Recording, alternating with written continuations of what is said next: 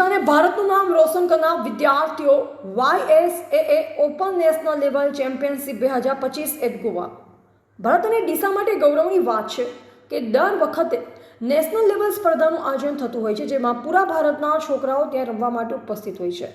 જુદી જુદી રમતો હોય, જેમની એક રમત એટલે કે સ્કેટિંગમાં ભાગ લેનાર વિદ્યાર્થીઓને તેમના કોચે એક વિજય રેકોર્ડ પ્રાપ્ત કર્યો છે. આ રમત તારીખ 22/6/2025 ગોવામાં યોજાઈ હતી, જેમાં ડીસાની પૂરા ભારતનું નામ રોશન કર્યું છે.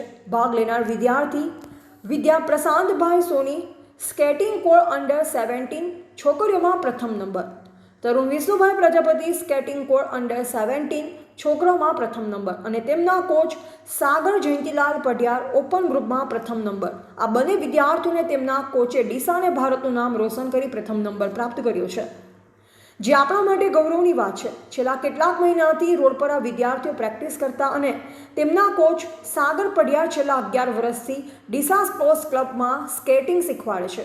તો એ ખૂબ જ સરસ રીતે આ બંને છોકરાઓને મહેનત કરાઈ અને છેલ્લે વિજય રેકોર્ડ પ્રાપ્ત કર્યો. આ બંને વિદ્યાર્થીઓને તેમના કોચે